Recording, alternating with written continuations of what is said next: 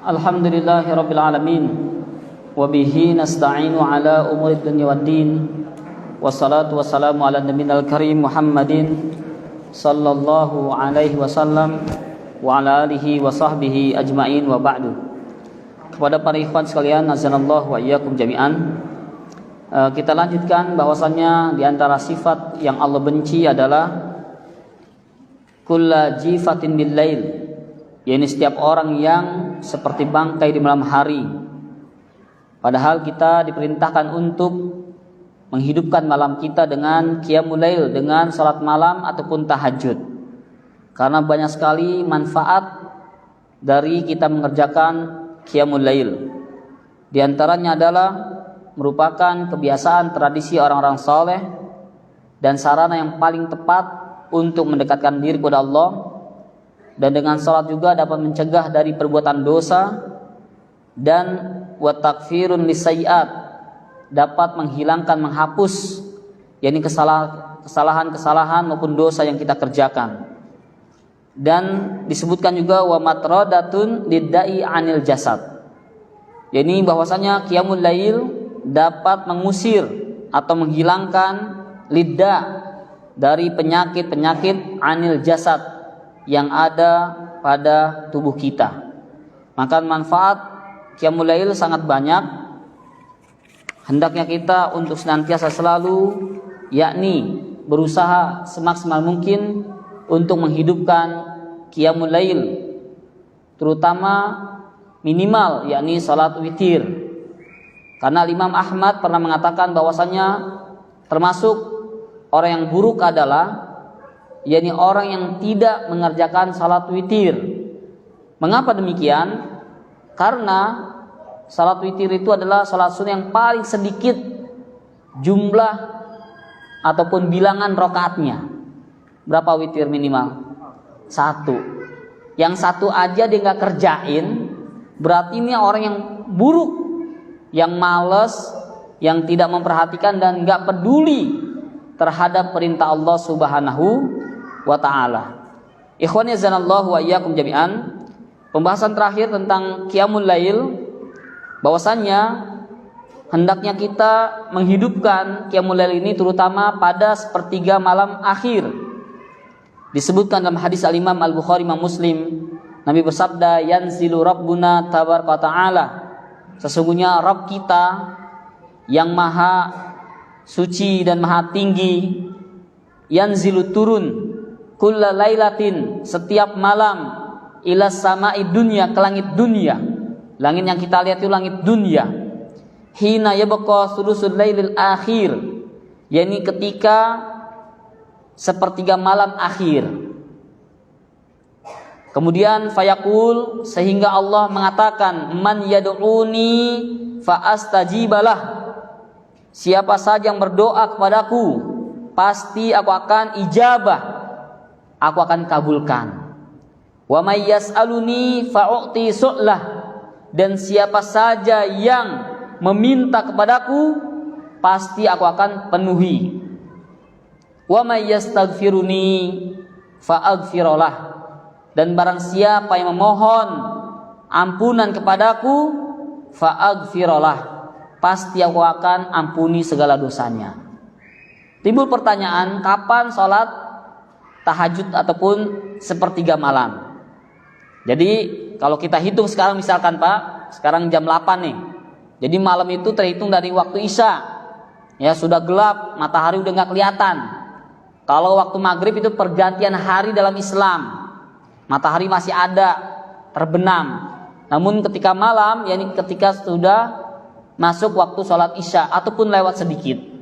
Kalau sekarang jam 8 berarti hitungnya dari jam 8, 9, 10, 11, 12, 1, 2, 3, 4, 5. Ya, subuh kurang lebih jam 5 kurang Pak ya. Berarti 9 jam ini dibagi sepertiganya, berarti 3 jam 3 jam. Atau gampangnya ambil 3 jam mundur. Subuh jam 5 berarti 4, 3, 2 gitu ya. Nah, mulai sepertiga malam itu terhitung dari jam 2 malam sampai menjelang waktu subuh. Nanti di lain waktu subuhnya biasanya jam 4 kurang gitu ya.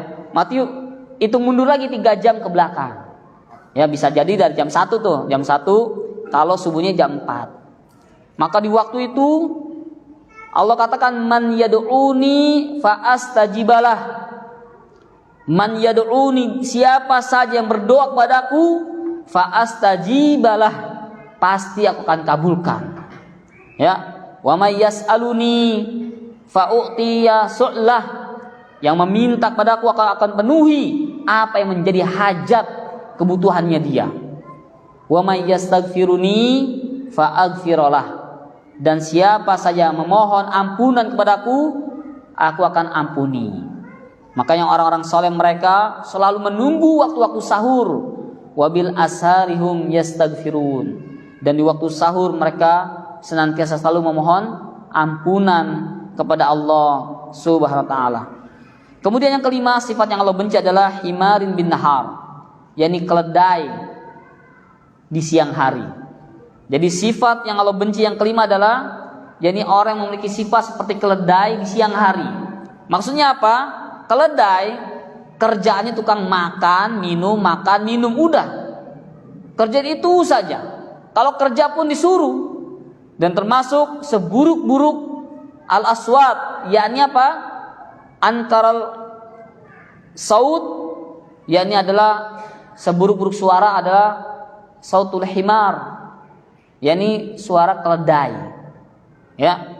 Maka Allah sangat benci pada orang yang seperti keledai, yang di siang hari kerjaannya hanya memikirkan makan, minum, dan menikmati berbagai macam kemewahan hidup ini. Ya. Oleh karena itu, orang seperti ini Allah sangat benci. Karena apa? Dia melalaikan, yakni untuk melakukan hal-hal yang Allah wajibkan kepadanya. Jadi obsesinya hidup di dunia hanya uang, makan, minum, dan menikmati kemewahan dunia saja. Allah sangat benci yakni orang-orang tersebut. Ikhwan yazanallahu wa iyyakum jami'an. Sehingga Allah katakan bahwasannya orang-orang seperti ini yakni seperti himar, seperti keledai. Kemudian terakhir, ikhwan yazanallahu wa iyyakum jami'an. Innallaha yubghidu kulla 'alimin bi amri dunya jahilin bi amri akhirah.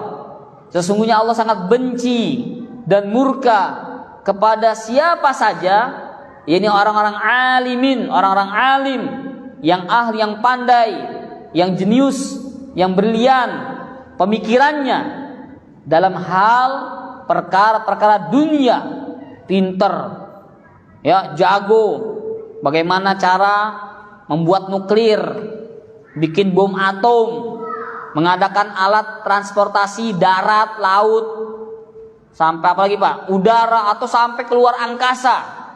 Pinter, jago, ya. Namun mereka jahilin bi amril akhirah. Namun mereka bodoh, nggak ngerti, nggak becus dalam perkara-perkara akhirat, khususnya dalam perkara din, ilmu agama yang ad-daruri, yang sangat pokok.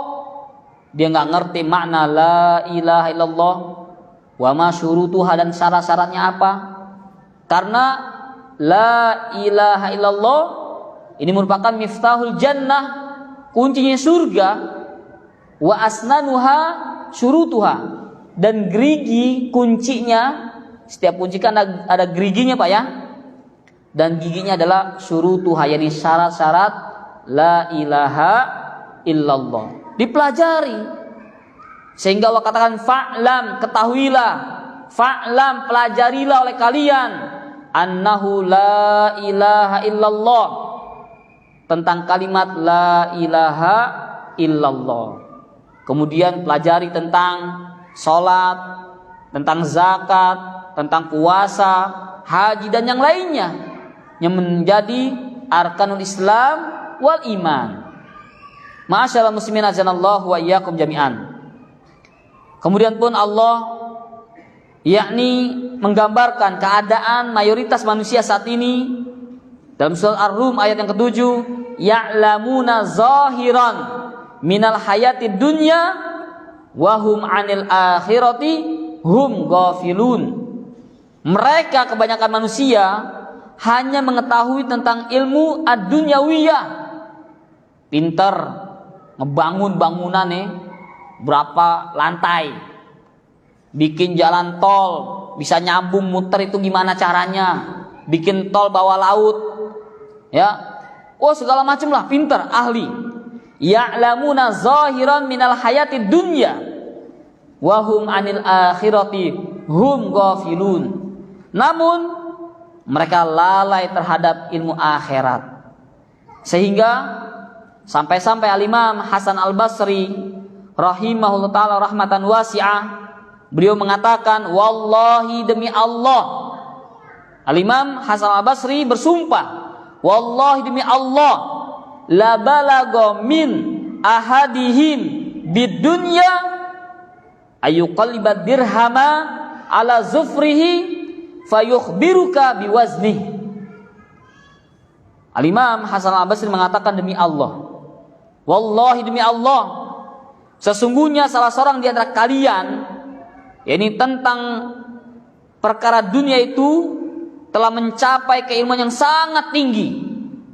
Pokoknya pintar, jago, jenius, pakar. Sampai-sampai kata Imam Hasan Al-Basri menggambarkan, sampai ada orang yang saking pinternya tentang urusan dunia, ayyuqallibad dirhama ala zufrihi. Dia pengen tahu nih, ini dirham, perak ataupun emas, berapa kadarnya, berapa gramnya, asli atau palsu. Cukup dengan menggunakan kuku dibalikin. Fayukhbiruka biwazni. Dia akan mengabarkan kepadamu, ya ini apa nih? Oh, ini emasnya nggak bener nih, nggak asli, palsu. Oh, ini takarannya sekian nih gramnya, saking jagonya. Tanpa menggunakan alat. Biasanya kan ada cairan tetes ya, yang untuk mengetahui ini asli atau tidaknya.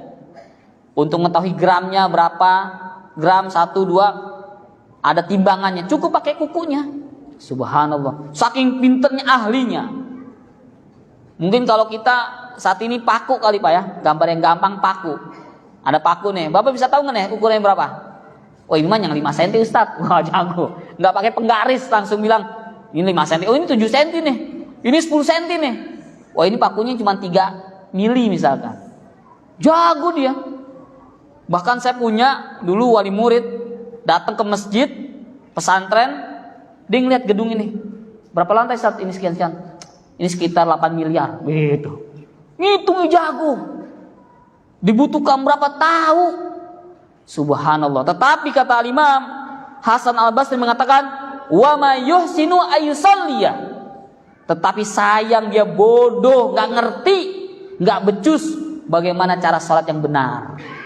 Banyak di antara kita yang jago bisnis online, offline, jago. Sekarang kan banyak ya Pak ya, pedagang-pedagang yang suka beol, belanja online, yang suka belanjanya itu melalui ini, kemudian jadi apa namanya itu, ya, reseller gitu. Dia nggak punya barang, jago tuh, ahli, nggak punya modal, keahlian tangan aja, ambil sini ini jual apa, dan nggak punya produk dia, ngambil. Ya, ikhwani azanallahu wa iyyakum jami'an. Maka perhatikan, hendaknya kita menjadi orang-orang yang alim bil akhirah, ngerti, tahu tentang ilmu din, jangan sampai buta agama. Belajar, thalabul ilmi faridatun ala kulli muslim. Belajar ilmu din, ilmu agama, pokok dasar, ilmu ad-daruri yang sangat penting adalah wajib bagi setiap muslim yang memiliki status predikat muslim, besar, kecil, tua, muda, miskin, kaya, selama dia muslim maka wajib belajar ilmu din, ilmu agama. Ma'asyiral muslimin azanallahu wa iyyakum jami'an. Mungkin itu saja yang bisa disampaikan, bahwasannya sifat yang Allah sangat benci ada 6. Tentunya ini bukan satu pembatasan. Ada hadis-hadis yang lain yang menerangkan tentang sifat yang Allah sangat benci. Namun diantaranya Rasulullah menyebutkan kulla ja'zariyin, orang yang punya sifat sombong, angku dan congkak. Jawazin, yang rakus maruk, ya, yang tamak. Sahabin bil aswaq, yang suka berkoar-koar, mencari keributan, suka ngajakin berantem di pasar, menuduh memfitnah tetangga dagang atau yang di sebelahnya. Jifatin bil lail, menjadi mayit, menjadi bangke di tengah malam, tidur terus, semalam suntuk dihabiskan untuk tidur, kena penyakit tumor, tukang molor. Kemudian apa? Himarin bin nahar, kalau siang seperti keledai yang otaknya cuma dunia dan dunia saja. Gimana kita bisa makan minum yang enak?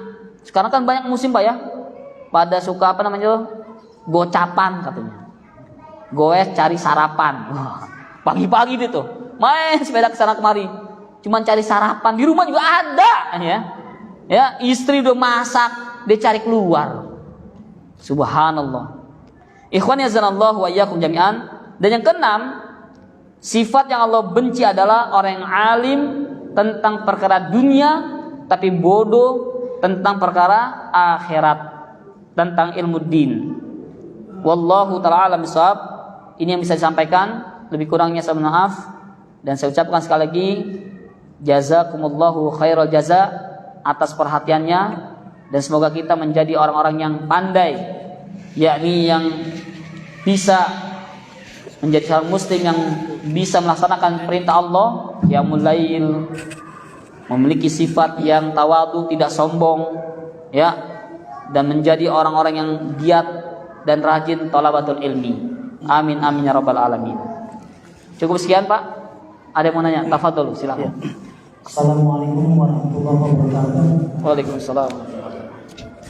Apabila kita lakukan ibadah di luar tuntunan Nabi Muhammad SAW, apakah ada korelasinya dengan konteks yang sedang dibahas Ustaz?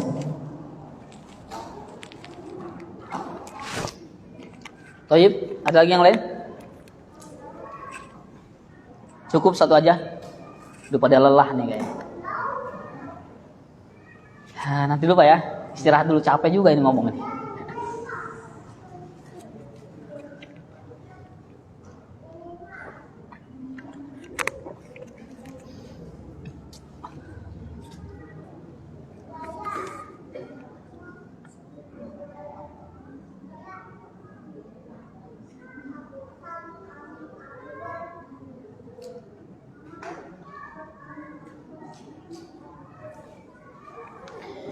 Alhamdulillahirabbil alamin wa bihi nasta'inu ala umurid dunya waddin, wassalatu wassalamu ala nabiyil karim Muhammadin sallallahu alaihi wasallam wa ala alihi wa sahbihi ajma'in wa ba'du. Pertanyaannya tentang adakah korelasi jika ada orang yang beribadah kepada Allah namun tidak sesuai dengan yakni tuntunan. Contoh dari baginda kita Nabi besar Muhammad sallallahu alaihi wasallam. Tentunya ini korelasinya kepada sifat yang keenam, yakni ada hubungannya. Dia ahli dalam perkara dunia namun tidak pandai dalam perkara akhirat. Tadi disebutkan orang yang pintar, jago, saking pintarnya dia mengetahui berapa gram kadar emas ini, perak ini, cukup dengan kukunya. Tetapi wa mayuhsinu ayyusalliya, tapi dia bodoh, enggak ngerti tentang salat. Bagaimana salat yang benar yang dicontohkan oleh Rasulullah sallallahu alaihi wasallam. Maka tentunya orang yang beribadah kepada Allah namun tidak sesuai dengan apa yang Nabi contohkan, ini tentunya tercela. Bahkan ada satu hadis yang sangat panjang, hadis tentang musiius shalah, yakni musiius shalah, orang yang jelek sholatnya. Ketika sholat selesai, takbir, kemudian salam, kata Nabi, kum fasolli fa innaka lam tusolli. Bangun kamu, sholat lagi, kamu belum sholat. Sholat lagi, Allahu Akbar. Kemudian sholat, bacanya selesai, salam, kata Nabi, kum, bangun lagi Fasolli, salatlah, salat lagi. Fa innaka lam tusolli, kamu belum salat gitu. Sampai 3 kali. Sampai akhirnya dia, ya Rasul, udah saya nggak ngerti lagi. Saya tahu salat seperti ini. Ajarkan saya Rasul. Kemudian pun Nabi mengajarkan salat yang baik dan benar. Dia ahli, ya, tentang ilmu din tahu, tentang ilmu agama dunia dia ngerti, ilmu din dia nihil, sampai salat nggak ngerti. Ya, maka orang yang beribadah tanpa contoh tuntunan dari Rasulullah ini tercela. Apalagi dia ahli dalam ilmu dunia. Makanya jangan bangga yang punya gelar-gelar tinggi, profesor, doktor, apalagi Pak PhD Pak ya. Jangan bangga, PhD di Indonesia banyak di pinggir jalan Pak ya, tukang pizza. Apalagi MPD lah, apalagi SAG, MA, MCK gitu ya. Jangan bangga kalau Anda tidak ngerti din, itu nggak ada pujian. Segudang ayat hadis yang menerangkan keutamaan belajar itu adalah ilmu din, belajar ilmu agama. Agar apa? Agar kita yakni bisa mengerti dengan benar bagaimana ibadah yang baik yang diterima oleh Allah Subhanahu wa taala. Nanti di lain kesempatan saya akan membahas tentang mengapa kita harus belajar ilmu agama, ilmu din. Insyaallah Pak ya. Jadi intinya dia harus mengerti ilmu din, ilmu agama agar ibadahnya cocok sesuai. Ya, jangan mentinggalkan ilmu dunia saja. Wallahu taala a'lam bishawab. Assalamualaikum. Izin bertanya Ustadz. Kita niat salat witir 3 rakaat. Kemudian baru dapat 1 rakaat terdengar azan subuh. Apakah kita teruskan sampai 3 rakaat atau berhenti dengan 1 rakaat? Berhenti. Sudah masuk waktu subuh, azan subuh, maka sudah selesai. Ya, salat qiyamul lailnya. Selesaikan 1 rakaat, cukupkan sudah. Niat ini bisa berubah nanti di tengah-tengah. Awalnya salat ikhlas karena Allah. Pas salat ternyata di samping ada camer, calon mertua, berubah niatnya. Wah, dihusuk-husukin gitu ya. Terus dia ingat lagi, astagfirullahaladzim, wah nggak boleh nih syirik nih, riya gitu kan. Balikin niatnya, gitu. Ya, jadi seperti itu, langsung merubah niatnya, salat 1 rakaat saja, karena waktunya sudah habis, gitu. Wallahu ta'ala a'lam bishawab.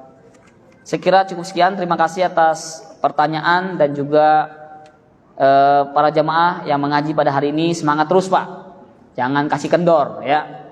Jangan sampai kita perkara-perkara dunia kita semangat, akhirat kagak. Jangan. Kita hidup di dunia hanya sementara dan kita semua akan mati ya. Yang ketika kita mati nggak ada yang menemani kita kecuali amalun soleh, amal soleh. Istri yang kita cintai nggak mau nemenin kita, anak yang kita banggakan nggak mau nemenin kita di kuburan, mobil, motor, harta benda yang kita miliki nggak ada yang mau nemenin kita, semuanya diambil sama ahli waris. Cuman satu yang mau nemenin kita, yaitu al-amalus soleh, amal soleh yang kita kerjakan di dunia ini. Di antaranya thalabatul ilmi, belajar. Cukup sekian, kita tutup dengan membaca doa kafaratul majlis. Subhanakallahumma wa bihamdika asyhadu an la ilaha illa anta astaghfiruka wa atubu ilaik. Wabillahi taufiq wal hidayah. Wassalamualaikum warahmatullahi wabarakatuh.